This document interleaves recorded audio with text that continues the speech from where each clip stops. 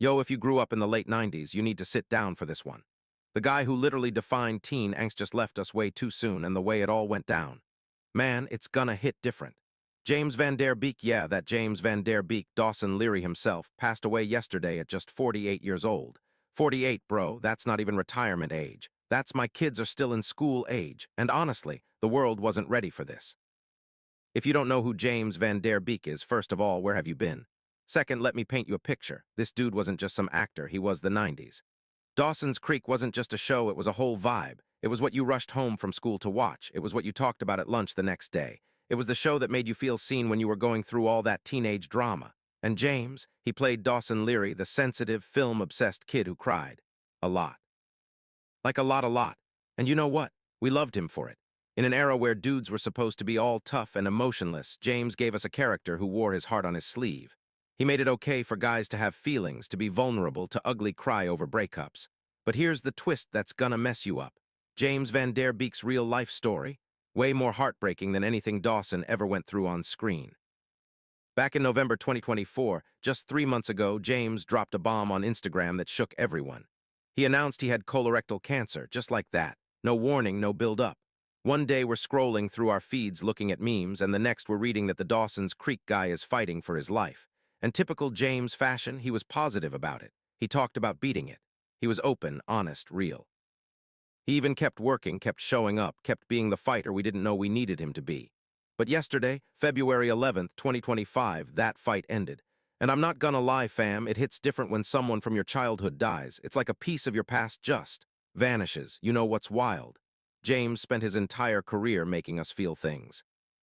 Whether it was teenage heartbreak, friendship drama, or those iconic Dawson crying memes that we all share to this day, he was always there making us emotional. And now, he's doing it one last time, except this time we're the ones crying.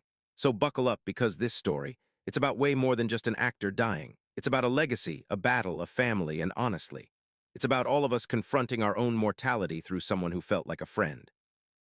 Alright, so before we get into the heavy stuff, and trust me, it gets heavy, let's rewind.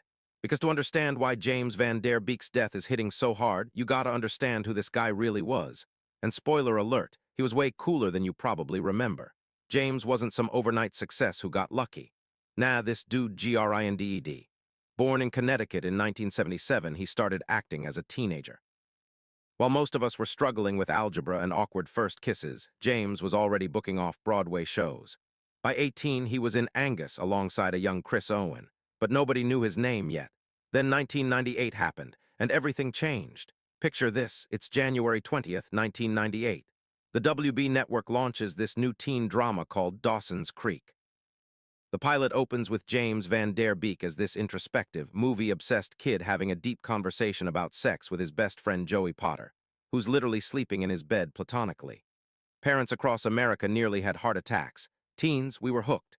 Dawson's Creek became a cultural phenomenon, bro. It wasn't just popular, it was everywhere. It made the WB network relevant. It launched Katie Holmes' career. It gave us Joshua Jackson and Michelle Williams.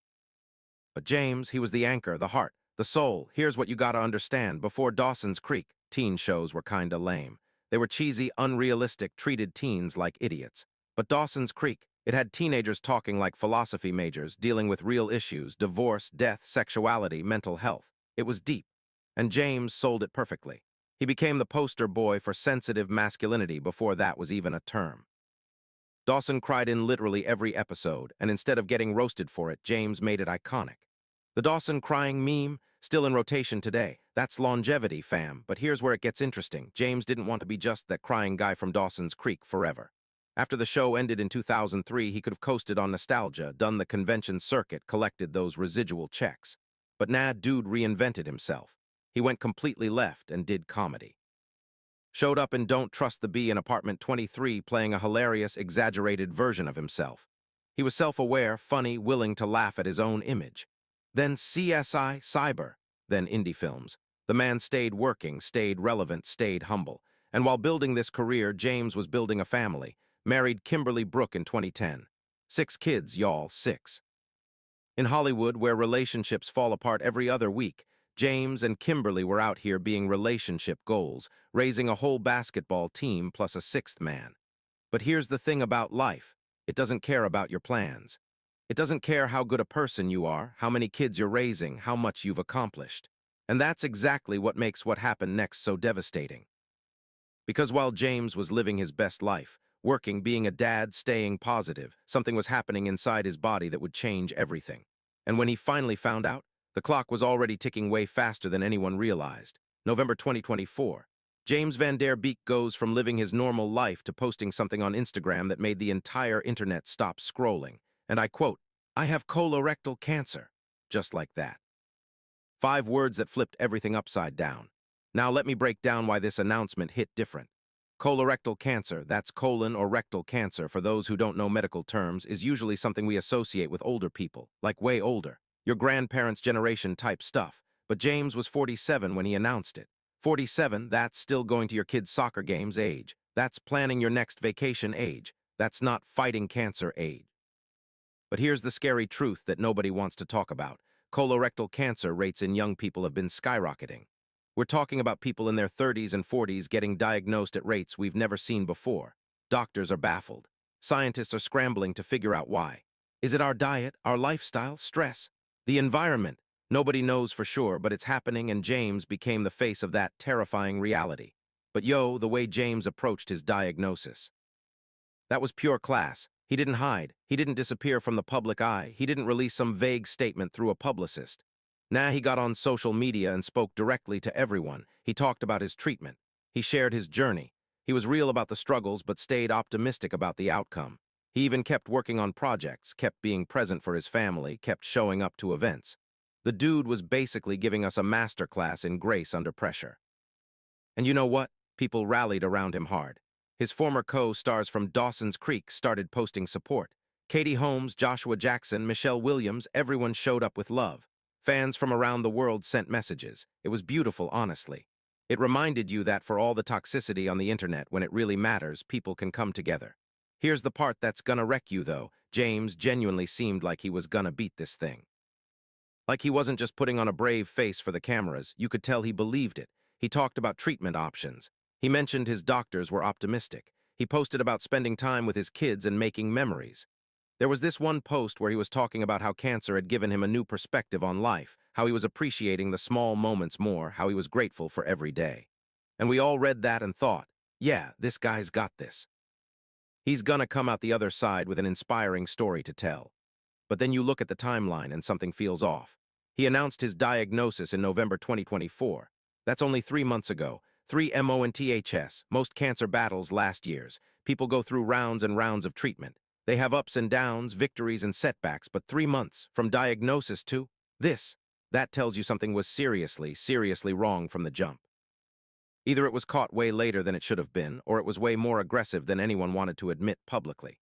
And that's the twist that's gonna haunt everyone who followed his journey. In January, just weeks ago, James was still posting, still being positive, still showing up. There were no goodbye posts, no this might be my last messages. He was living like he had tomorrow guaranteed.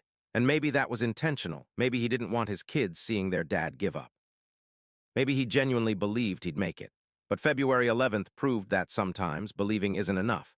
February 11th, 2025. The news broke and the internet collectively lost it. TMZ reported it first, because of course they did, and within minutes it was everywhere. Twitter was in shambles. Instagram was flooded with tributes. Facebook was full of people posting Dawson's Creek clips with crying emojis. James Van Der Beek was gone, just like that. No miracle recovery, no comeback story, just gone. His family released a statement that, honestly, I can barely read without tearing up. They talked about how James fought with courage and dignity, how he was surrounded by loved ones in his final moments, how he never stopped being a devoted husband and father even when his body was failing him. 6 kids, y'all, 6 kids who now gotta grow up without their dad. The youngest is still a little kid. They're gonna have memories, sure, but they're also gonna have so many milestones he'll miss. Graduations, weddings, grandkids he'll never meet. And that's the part that makes this whole thing feel cosmically unfair. And the tributes, man, they came flooding in from everywhere. Katie Holmes posted a photo of her and James from their Dawson's Creek days with a caption that just said, "My first on-screen love, rest easy, James." Joshua Jackson wrote this long, heartfelt message about how James taught him what it meant to be a leading man, not just in acting, but in life. Even people who'd worked with him briefly had stories. Directors talked about his professionalism. Co-stars mentioned his kindness. Everyone had a James was genuinely one of the good ones story to share. And you know what? In Hollywood, where half the tributes feel fake and obligatory, these all felt real. This dude actually touched lives. But here's where it gets weird and honestly kinda beautiful in a messed up way. Remember the Dawson crying meme? The one that's been a joke for like 20 plus years. Suddenly it wasn't funny anymore. People started posting it with captions like, "We're all Dawson today," and this meme hits different now. It's wild how something that was used to mock someone became this symbol of collective grief. Like we all spent years turning James' most emotional moments into internet jokes, and now those same images are being used to express genuine sadness over his death. That's some poetic irony right there. But James' death did something else. It started a massive conversation about colorectal cancer in young people. Doctors started going on news shows talking about screening ages needing to be lowered. People started sharing their own stories of young family members diagnosed with colon cancer. Social media was flooded with posts urging people to get checked, to not ignore symptoms, to take this stuff seriously. Chadwick Boseman died of colon cancer at 43. Now James at 48. These aren't old men we're talking about. These are people in their prime, and it's forcing everyone to realize that, oh, cancer is an old person disease is a dangerous myth. So what's James Van Der Beek's legacy? Yeah, he'll always be Dawson Leery to millions of people. That crying meme will probably outlive all of us, but it's more than that. He showed a generation of boys that it's okay to feel things deeply. He proved you can reinvent yourself after being typecast. He demonstrated how to face terminal illness with grace. And he reminded us all that life is fragile as hell, so appreciate the people you love while they're here. But here's the tragedy. James had so much more to give, more roles to play, more kids to raise, more stories to tell, and cancer just stopped all of that. Mid-story, no resolution, no happy ending, just a blank page where the rest of his life should have been written. So here we are. James Van Der Beek is gone, and we're all left asking the same question. What now? What do we do with this? How do we process losing someone who felt like he was part of our family, even though most of us never met him? Let's be real for a second. James Van Der Beek shaped millennial culture in ways we didn't even fully appreciate until now. Dawson's Creek wasn't just a TV show, it was a cultural touchstone. It taught us about love, loss, friendship, heartbreak. It gave us a vocabulary for emotions we didn't know how to express yet. And James carried that show on his shoulders. Sure, the whole cast was talented, but he was the one who made you believe in Dawson's earnestness even when it was kinda cringe. He made sensitivity cool before that was acceptable. He cried on screen and made it okay for a whole generation of dudes to admit they had feelings too. Think about how many guys watched Dawson struggle with emotions and realized, oh, I'm not weird for feeling this way. Think about how many people felt seen because James portrayed vulnerability so honestly. That's impact, fam. That's legacy. But beyond the cultural stuff, there's the personal tragedy. Kimberly Brooke just lost her husband. 6 kids just lost their dad. And there's no script for that. There's no TV show that prepares you for real loss. No director yelling cut to reset the scene. And that's what makes this different from a character death on a show. When Dawson went through something painful, we knew he'd figure it out by the end of the episode. But this is permanent. This is final. There's no season finale where everything works out. This is the ending, and it sucks. If there's anything to take from James' death, and I know he'd want there to be something, it's this: get checked. Seriously. Don't ignore weird symptoms. Don't assume you're too young for cancer. Don't put off that doctor's appointment because you're busy or scared or whatever. Colorectal cancer is treatable if caught early. Like highly treatable. But if you wait, if you ignore the warning signs, it becomes a death sentence. And James' story proves that it doesn't discriminate based on age, wealth, fame, or how good a person you are. James spent his last months being public about his battle, not for pity, but to raise awareness. He wanted people to know about this disease. He wanted to save lives even while losing his own. And honestly, that's the most Dawson Leery thing he could have done, using his pain to help others. So honor that. If you're over 40, get a colonoscopy. If you're younger but having symptoms, blood in your stool, persistent stomach pain, unexplained weight loss, see a doctor. Don't mess around with this stuff, because James Van Der Beek is proof that tomorrow isn't guaranteed. It's weird saying goodbye to someone you never actually knew but felt like you did. James Van Der Beek was Dawson. He was the sensitive guy who made it okay to have feelings. He was the actor who kept working and reinventing himself. He was the dad who fought to see his kids grow up. And now he's a reminder that life is short and precious and can be taken away in an instant. You know what the saddest part is? James spent his whole career playing characters who got their happy endings. Dawson eventually found peace. His other characters resolved their conflicts. But James, he doesn't get that. His story ends mid-chapter with so much left unwritten, but maybe that's the point. Maybe the lesson is that real life doesn't work like TV shows. There's no guaranteed finale, no promise of resolution. All we get is the time we have, and what we do with it matters. James used his time to create art, raise a family, and inspire millions. He fought his battle with dignity, he faced death with grace, and he left behind a legacy that'll outlive all of us. Rest in peace, James Van Der Beek. Thanks for the tears, both the ones you cried as Dawson and the ones we're crying for you now. Thanks for teaching us it's okay to feel deeply. Thanks for the memories, the memes, and the moments. You deserved more time, but you made the most of what you had.